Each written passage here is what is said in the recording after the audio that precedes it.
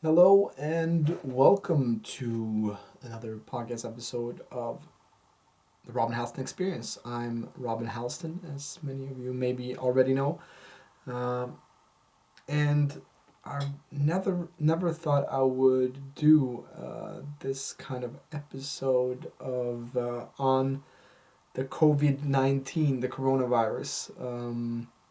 It's something that, as I'm recording this, is the 22nd of March, and I never thought it would come to that I would do something on this.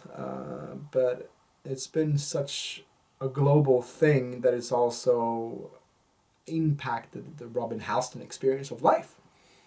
So I would like to touch base on that a little bit and give my 2 cents. I don't know if it's how valuable that is, but it's just nice to air stuff out. So interesting how we these days are so globally interconnected with each other that something like a flu like this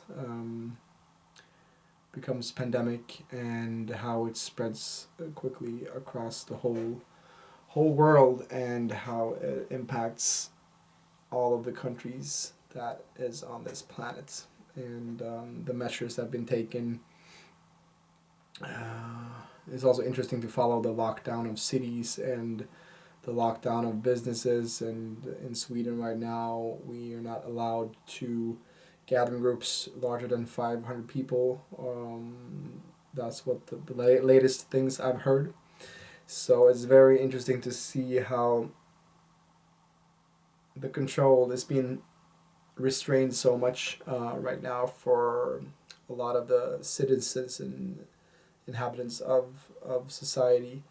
And it's interesting to see what that does to us as a collective as well. Like this kind of this restrained freedom. For a lot of people, it might be nice to be by themselves in a closed quarantine. For others that might not be as comfortable with being with themselves, this might be a very challenging time.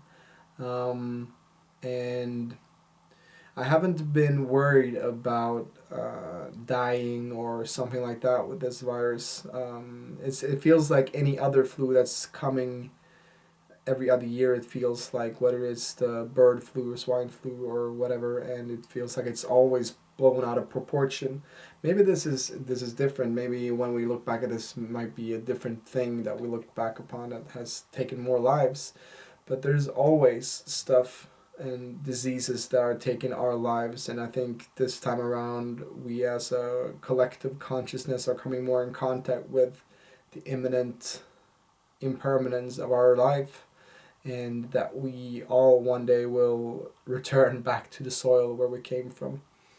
And interesting to see the hoarding mentality of that, the toilet paper and alcohol and stuff like that is being out of stock. And um, yeah, it's a very interesting times right now on planet Earth, as 2020 just got started with this. And I also follow one of my I follow a lot of astrology, and especially Kai Pacha is one of the teachers that I follow and have followed for years. And it's interesting to see as well, like how it's been talked about in the last years, that 2020 will be a great year of transformation. And it's very interesting when you look at the how the stars are aligned these days, with Pluto, Saturn, and Jupiter, and also now Mars coming into stellium in Capricorn, and what that means, and the whole restructuring and the alchemical transformation of things that I think after this craze has kind of swept over us. I think we will look back and maybe reevaluate a lot of stuff. I think a lot of people are in more of a reflective mode, and when you have to be with yourself and don't have to go to work and stuff like that, you will probably realize a lot of stuff that you think is important is not that much of importance, when you put it in perspective. And I think this experience as a collective, it forces us to look beyond the things that we think is important, and the things that gives us security and stability. Because what we see right now is, even, I'm not going to go into any personal details, but even my own life has been vastly affected deeply by this COVID-19, the coronavirus. I'm currently working and living at a retreat center, and a retreat center is kind of based on getting people to festivals and stuff like that. So the whole company here is also deeply affected, and it's going to be interesting to see the ramifications of this kind of resting period that we're kind of forced into deeper reflection and introspection, and to see also it's kind of like a for Mother Nature, it's kind of giving Mother Nature a way to also breathe through all of this consumerism, and all of the things that we deem so important to do is coming to a halt, and we see what is really important: our health and community, and stuff like that. And one of the reasons why I'm not so scared about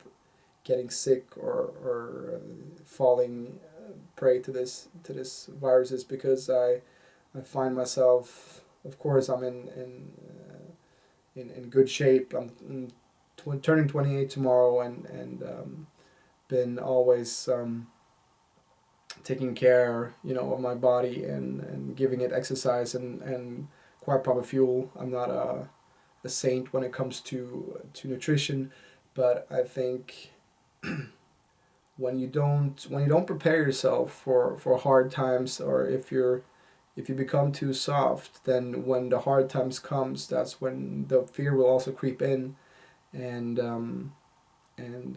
if you have done your homework, if you've done your groundwork of getting your sleep, nutrition, and exercise, and then I wouldn't see a big worry, because you can die of anything, and you can die tomorrow. And alcohol is, I feel like it's the last resort for people. Like, oh, I need the alcohol so I can disinfect. What if we can disinfect our own bodies by getting the disease, and then also having a highly functional immune system that will take care of it, and really trust in our bodies. I feel a lot of stuff when it comes to this fear mongering of getting corona or whatever it is, also this kind of lack of trust that that our bodies will not be able to take care of it. I think if you take care of yourself, then things will usually turn out for the good, for your health. And yeah, some people is of course affected, and some people that are more weaker or older has of course died. And it's I don't say that it's nice or a good thing, but it also, we come in contact with the impermanence of life as well, that everybody's gonna die at some time, and we take so much things for granted. For myself, I planned a trip to Costa Rica in May. A year ago, I was sure that I'm gonna go there, but now it's being locked down and closed. The airport's in there, so I don't even know if I can go there. And I think as a thing as well, when it comes to life, we plan our life that we will live to a certain age or become 70 or 80, but you might be hit by a car tomorrow, and all those plans or projections that you have made might not come to fruition the way you thought it would be. And it's been really humbling for myself to also see that in my life, things that I maybe postponed. And I see this as also a great opportunity for people who has postponed their dreams, or been taking the safer route of maybe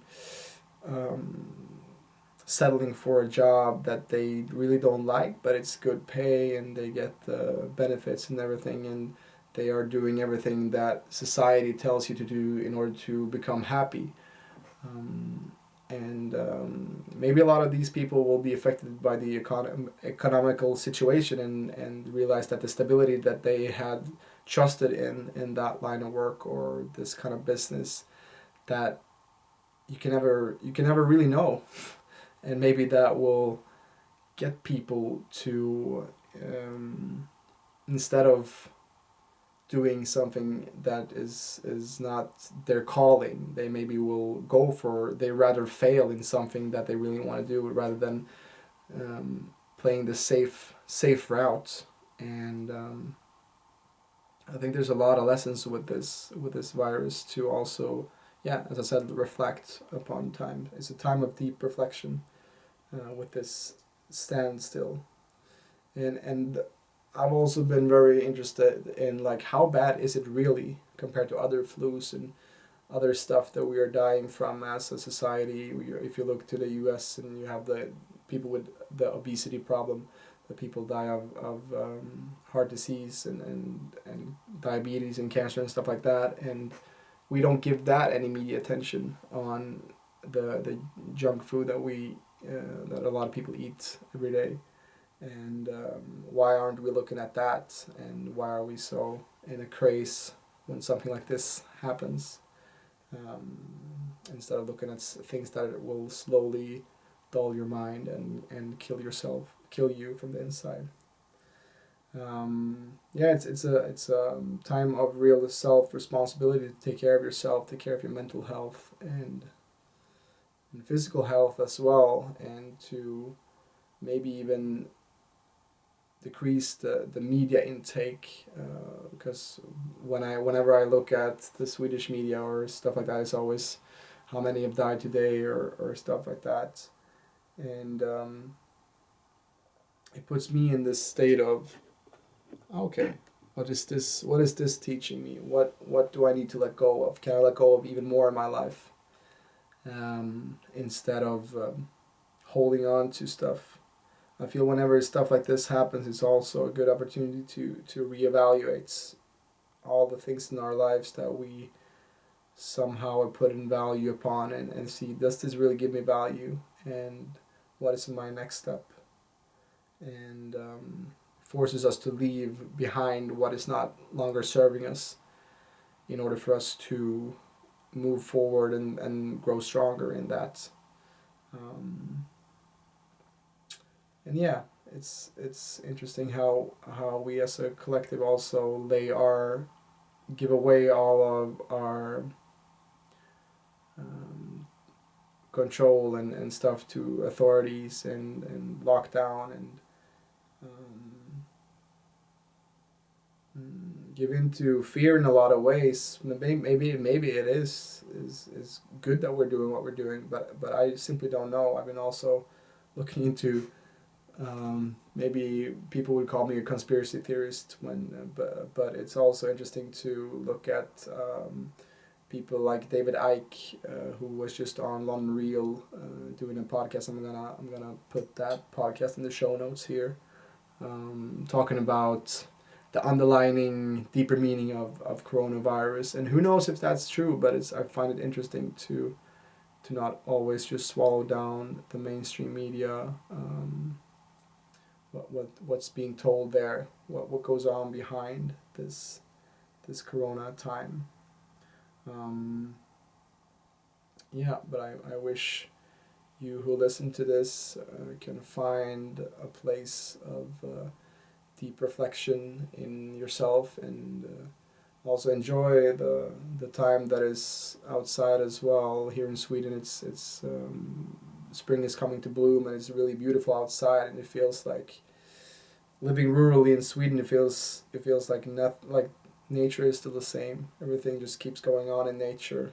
Just go to nature and let nature give you the medicine of stillness and calmness, instead of staying online too much or stuff like that. And in a way, I think everything is just as it should be in order for us to learn and teach us what we need to be taught in this moment of deep reflection and maybe even crisis for a lot of people. The wheel keeps turning, and the only thing we can do is keep moving forward through this challenging times, and also to remember that whenever there's a challenging times, there's also opportunity for creativity and innovation, and how we can make the best out of this situation. Whenever you constrict something, it's also will come a time when it will expand, and maybe we can look back at this time as a good time of retrospection in order for us to propel forward and grow and see what we can make good out of this, instead of just looking at the being fearful and seeing it as a hopeless situation. Thank you for tuning in to this little rant about the coronavirus. I'm going to put some show notes, some interesting videos that I've been looking at the last couple of days, weeks, if you're interested in looking at that. Until then, take care of yourself, get your mind right, get your 8 hours of sleep and some good food, and don't forget to immerse yourself in nature if you can. Bye bye.